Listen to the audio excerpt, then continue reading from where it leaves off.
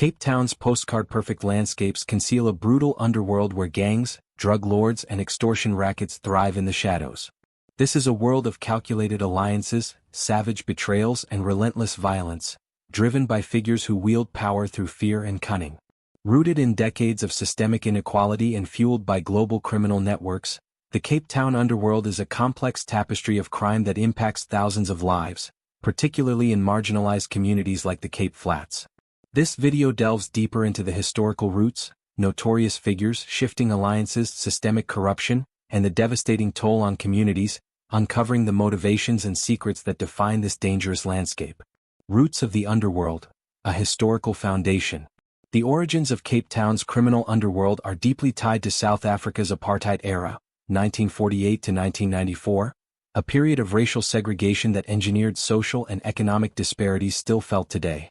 The Group Areas Act of 1950 forcibly removed non-white communities from central Cape Town to the Cape Flats, a barren, underdeveloped region southeast of the city.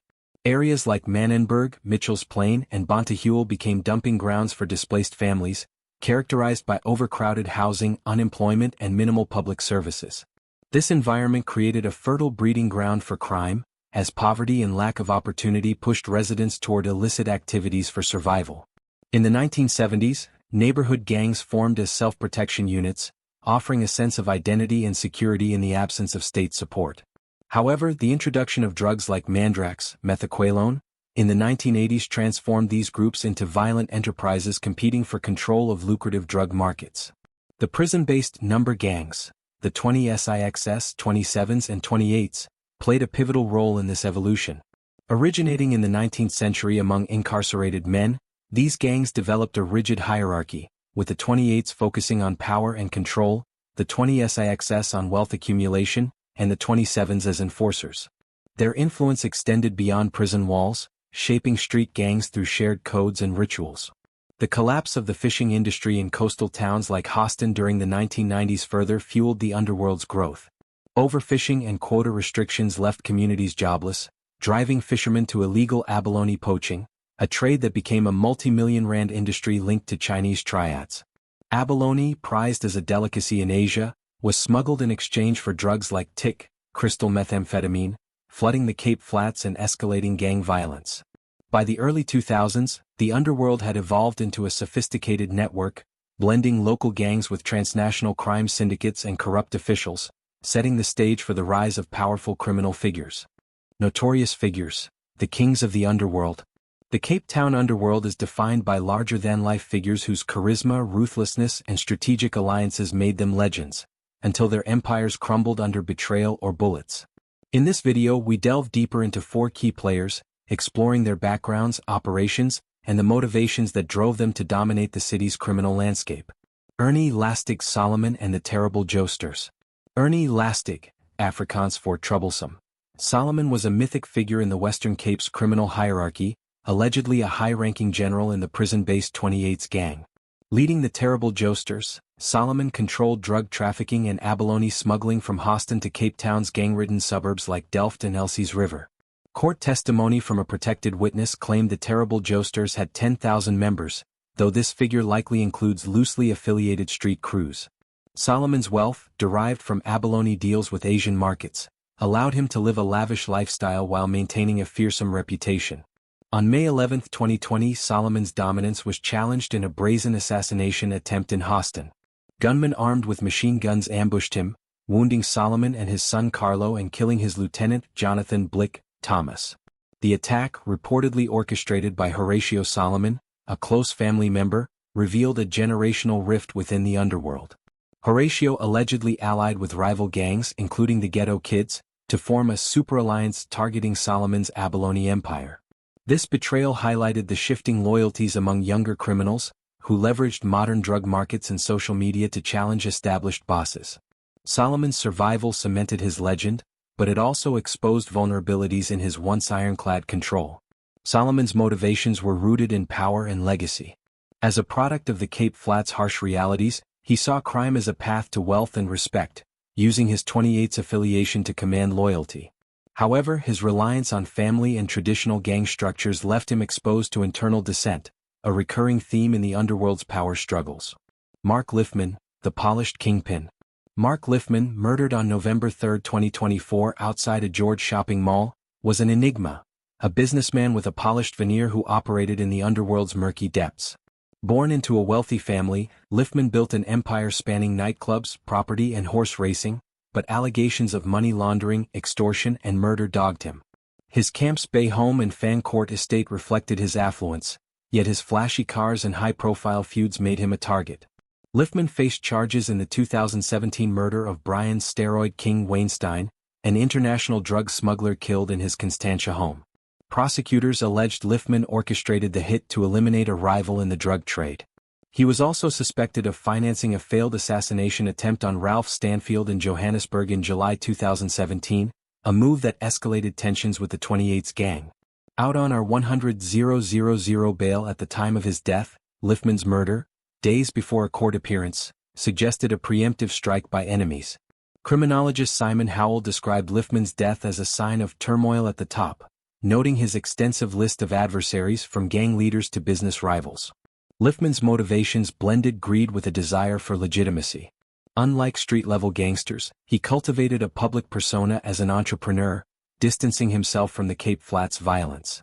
Yet, his reliance on underworld alliances and alleged police connections made him vulnerable. His death left a power vacuum, with speculation about whether his nightclub and extortion rackets would be seized by rivals like Nafis Modak or the 28's. Nafis Modak, the nightclub enforcer. Nafis Modak, a polarizing figure in Cape Town's nightlife, rose to infamy as an alleged mastermind of the city's nightclub security extortion racket. Arrested in December 2017 with Jerome "Donkey" Boysen and others, Modak faced charges of racketeering, extortion and money laundering. His operations targeted upscale venues in Camps Bay and the CBD, where he reportedly demanded protection fees, exploiting the nightlife's profitability. Court documents revealed Modak's group earned millions by controlling security contracts, often through intimidation. Modak's rivalry with the so-called Brotherhood, Mark Liffman, Jerome Boysen and Andre Nod, ignited a violent power struggle in 2017. The conflict began when Modak, initially part of their circle, was sidelined over profit disputes. He retaliated by forming a rival faction, allegedly aligning with figures like Colin Boysen, Jerome's brother.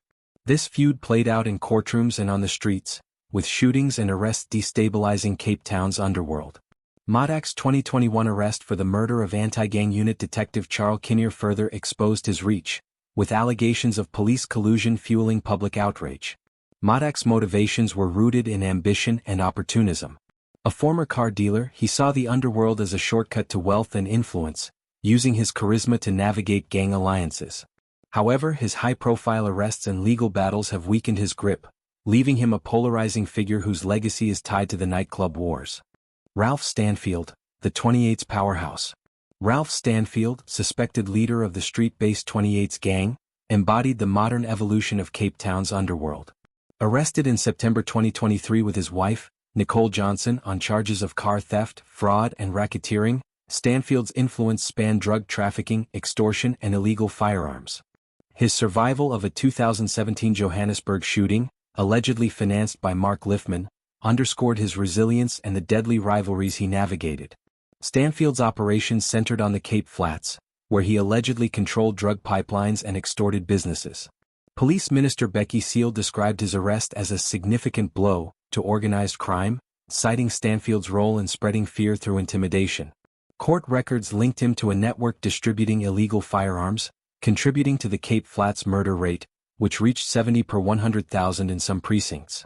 Stanfield's ties to the 28's gave him a disciplined structure, but his legal troubles and high-profile enemies have made him a target. Stanfield's motivations were shaped by the Cape Flats cycle of poverty and violence. Rising from humble beginnings, he viewed gang leadership as a path to power and survival. His arrest has sparked fears of retaliatory violence, as younger 28's members vie for control. Alliances and power struggles. A web of betrayal. The Cape Town underworld thrives on alliances, but these partnerships are fragile, often collapsing under greed, ambition, or betrayal. The number gang's hierarchical structure allows street gangs to form coalitions, such as the 28's-led alliance controlling abalone harvesting from Kleinmond to Cape Agulhas.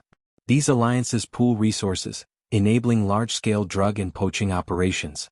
However, internal rivalries and external pressures, like police crackdowns, create constant tension. The 2020 assassination attempt on Ernie Solomon exemplified this volatility. Horatio Solomon's alleged collaboration with the Ghetto Kids and other rivals to form a super-alliance aimed to seize the abalone trade, reflecting a generational shift.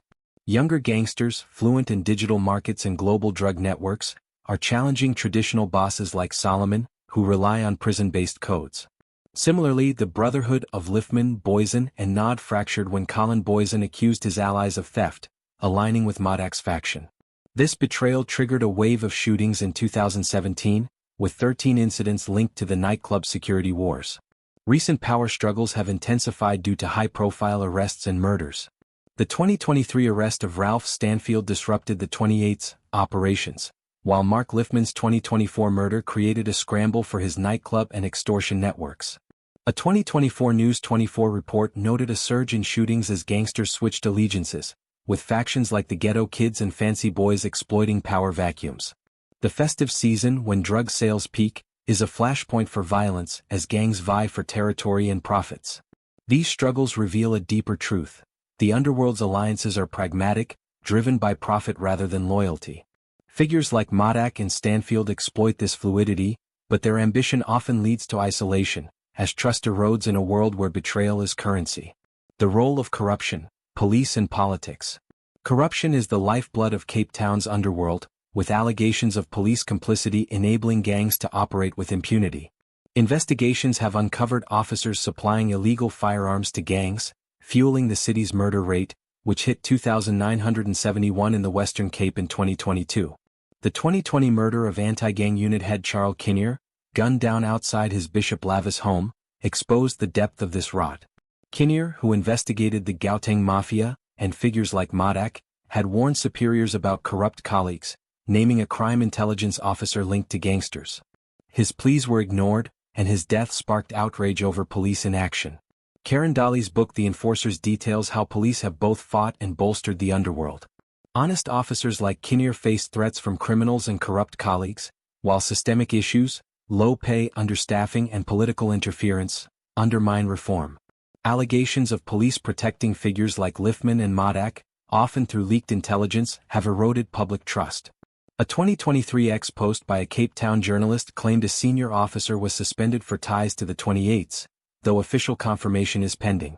This corruption extends to politics, with gang leaders allegedly funding local campaigns to secure influence. The underworld's ability to infiltrate institutions ensures its resilience, leaving communities caught between criminals and a compromised state. Impact on communities, a cycle of violence. The Cape Flats, home to over 1 million people, is the epicenter of Cape Town's underworld, where gangs like the Americans, Hard Livings, and Dixie Boys dominate daily life. In 2019, Nyanga recorded 289 murders, making it South Africa's deadliest precinct. Neighborhoods like Manenberg and Bonteheuwel are war zones, with residents accustomed to gunfire and lockdowns.